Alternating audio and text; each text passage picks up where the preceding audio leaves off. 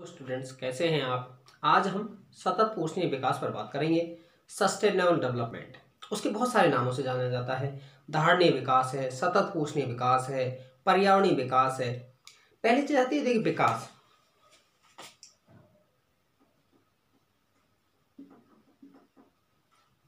विकास से तात्पर्य है लोगों के द्वारा जो अनुभव किए गए परिवर्तन से है।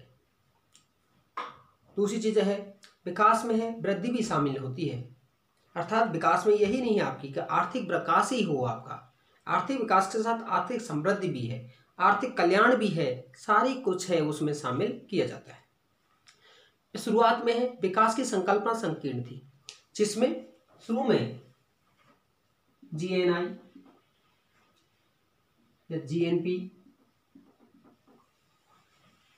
आपका सकल राष्ट्रीय आय, आपका सकल राष्ट्रीय उत्पाद, या आपका पीसीआई प्रति व्यक्ति आय के संदर्भ में ही किसी देश की आर्थिक विकास को है या आर्थिक विकास के स्तर को है वो आपका माना जाता था। और ये घटना कब तक रही? जो द्वितीय विश्व युद्ध के बाद तक है, ये इसी अवधारणा पर आधारित थी।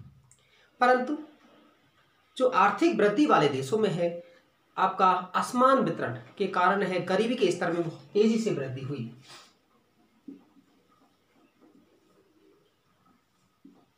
गरीबी के स्तर में तेजी से वृद्धि हुई। अब जब गरीबी के स्तर में तेजी से वृद्धि हुई तो आपकी असमानता है, समाज में असमानता है वो अधिक हुई। अर्थात जो गरीब है वो अधिक गरीब हुआ, जो अमीर है वो और अधिक अमीर। और 1970 के दशक में है पुनर्वितरण के साथ वृद्धि।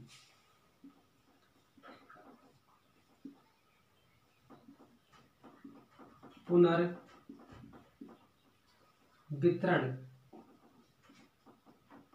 के साथ वृद्धि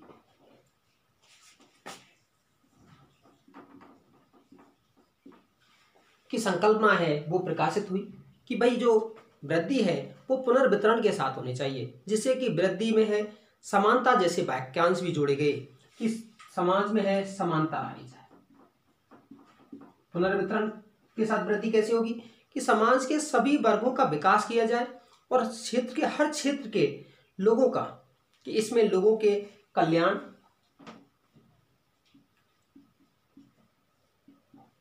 रहन सहन के स्तर,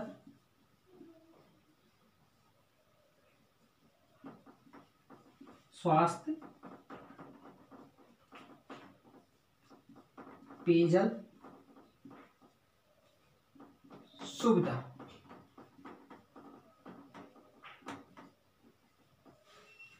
कल्याण, रहन सहन के स्तर, स्वास्थ्य, पेयजल सुविधाओं में वृद्धि की जाए, परिवहन की सुविधाओं में है वो आपका वृद्धि की जाए, तथा जो सिटीजन चार्टर है, नागरिक अधिकार है, आवास, नागरिक अधिकार, इनको है प्रदान किया जाए। अर्थात 1980 के दशक में है सभी के बहुमुखी विकास,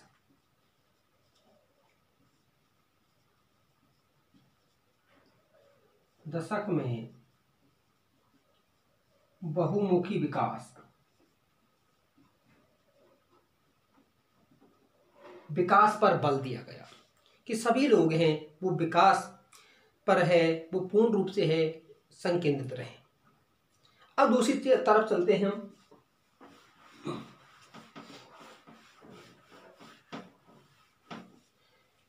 जब आपका द्वितीय विश्व युद्ध समाप्त हुआ 1939 से 1945 के बाद, शुरुआत में है देश अलग अलग देश बने।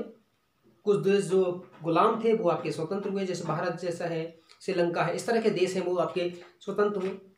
तो 1960 के दशक में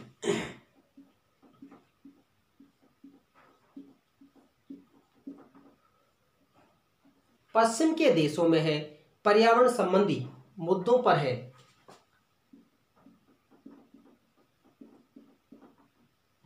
पर्यावरण संबंधी मुद्दों और समस्याओं पर है लोगों का है वो ध्यान जाने लगा, और लोगों में है जागरूकता के कारण है एक सतत पोषणीय विकास धारणा का विकास हुआ। सतत पोषणीय विकास का एक धारणा का विकास हुआ।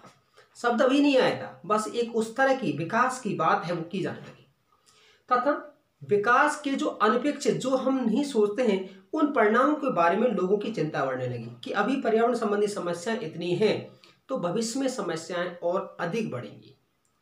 और वो समस्याओं पर थोड़ा सा कुछ हमारे राइटरों ने काम किया, लेखकों ने काम किया। जैसे कि 1968 में एहरलिच की एक पुस्तक आती है, the population bomb. The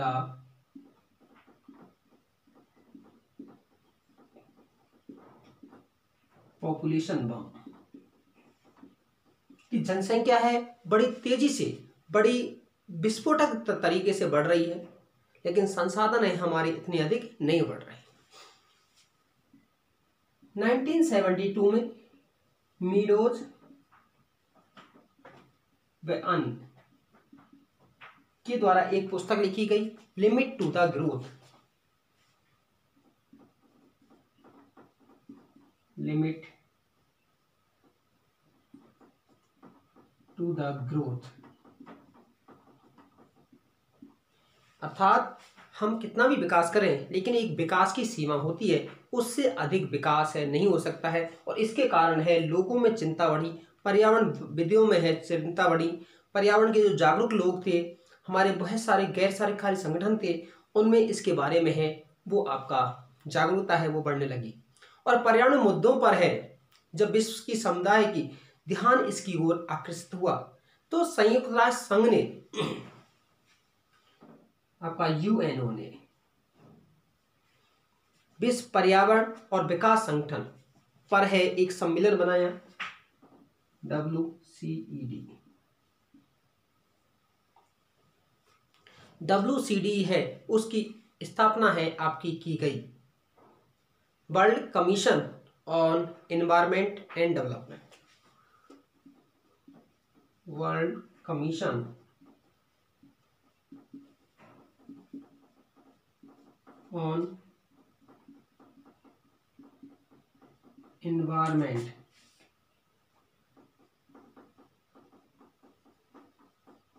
end development.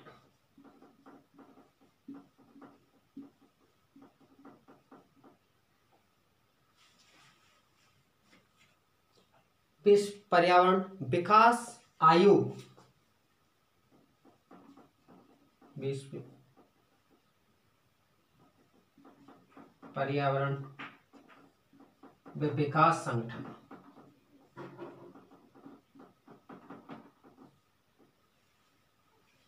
की स्थापना की गई और जिसके अध्यक्ष हैं नॉर्वे की प्रधानमंत्री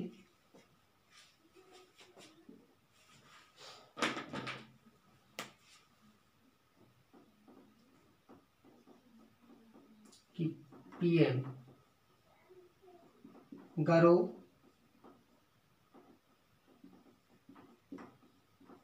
हरलेम ब्रटलैंड बनाई गई। और इन्होंने अपनी रिपोर्ट है 1987 में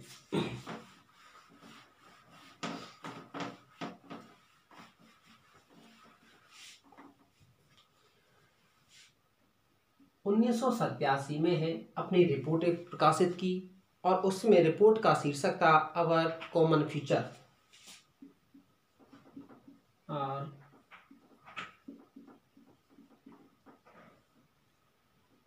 फ्यूचर हमारे साझा भविष्य, क्योंकि सभी लोग हैं उनका जो भविष्य है वो कैसा है, साझा है। कि हम सभी को एक ऑक्सीजन की आवश्यकता है, जल की आवश्यकता है, रहने सहने की आवश्यकता है, कपड़े पहनने की आवश्यकता है। तो हमारा सामान्य भविष्य है। अब उस भविष्य को कैसे सुरक्षित किया जाए कि हमें वर्तमान पीढ़ी को विकास ऐसा करना चाहिए जिससे भविष्य की पीढ़ी पर कोई विपरीत प्रभाव ना पड़े। क्या परिभाषा दी? वर्तमान पीढ़ी को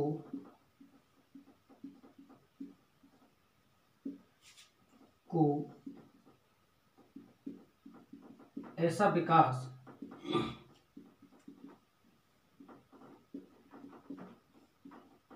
करना चाहिए, जिससे भविष्य की पीढ़ी पर कोई विपरीत प्रभाव न पड़े।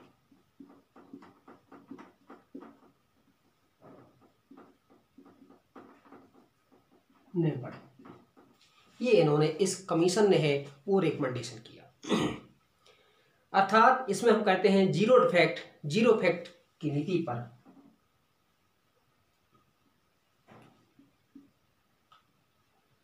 जीरो डिफेक्ट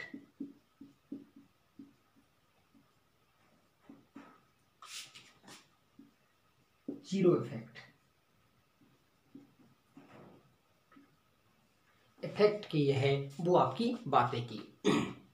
दूसरी चीज है पारिस्थितिक संतुलन है वो बनाए रखा जाए। उससे पहले पर्यावरण संबंधी कुछ बातें हुई। 1972 में है प्रथम पर्यावरण सम्मेलन किया गया और आपका 1974 से हम 5 जून को पर्यावरण दिवस है वो आपके मनाने लगे। 1980 के दशक में है विश्व प्रकृति संरक्षण नीति और आपका 1992 में है प्रथम पृथ्वी सम्मेलन, जिसमें 100 से अधिक देशों के राष्ट्राध्यक्षों ने भाग लिया और प्रथम सम्मेलन है आपका रियो डी जेनेरो में आयोजित किया गया। उसके बाद में है 2002 में है आपका जोहान्सबर्ग सम्मेलन शुरू किया गया और उसके बाद 2012 में है रियो 2012 आपका रियो +20 है सम्मेलन है वो आयोजित किया गया। उसके बाद में है हमने आपका पेरिस सम्मेलन किया गया जिसमें पर्यावरणीय मुद्दों को है वो शामिल किया तथा हम ऐसा एक पर्यावरण अनुकूल वह विकास है आपका किया जाए। इसमें इको टेक्निक है पर्यावरण तकनीक को है आपका अपनाया गया और पर्यावरण तकनीक के साथ साथ है 3E एनवायरमेंट प्रोटेक्ट पर्यावरण सुरक्षा। 3E पहला है एनवायरमेंट प्रोटेक्ट पर्यावरण सुरक्षा। दूसरा है आपका इकोलॉजिकल बैलेंस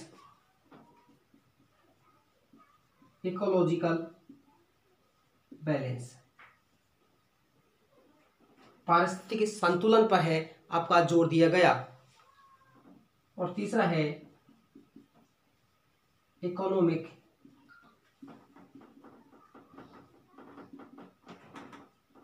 इफिशिएंसी, आपकी आर्थिक दक्षता पर बल दिया गया। यदि ये सारी चीजें की जाएंगी तो हमारा सतत पोषणीय विकास है वो आपका आसानी से किया जा सकता है। अब दूसरी चीज आती है कि भाई सतत पोषणीय विकास को कैसे लागू कर सकते हैं, सतत पोषणीय विकास को बढ़ावा देने के लिए क्या क्या कार्य किए जा सकते हैं। तो बहुत सारे कार्य कर सकते हैं। वृक्षारोपण,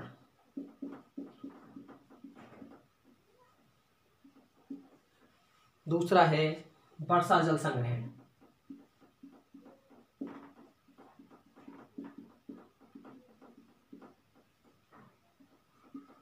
नेक्स्ट है गैर परंपरागत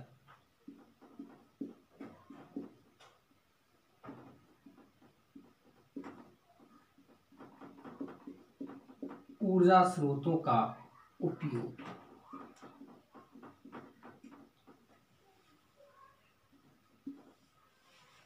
जो दुर्लभ संसाधन है उनका कम से कम उपयोग करना, उनके वैकल्पिक उपयोग आपका ढूंढना।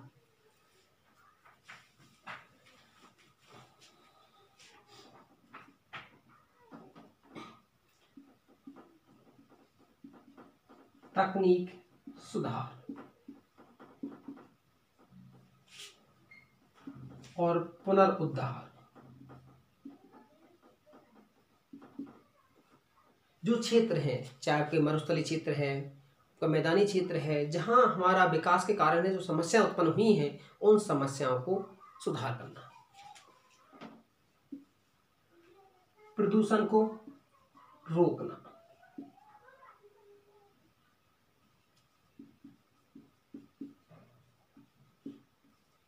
ये था हमारा सतत पोषणीय विकास। कैसा लगा आपको? आप ज़्यादा से ज़्यादा लाइक शेयर सब्सक्राइब कीजिएगा। धन्यवाद।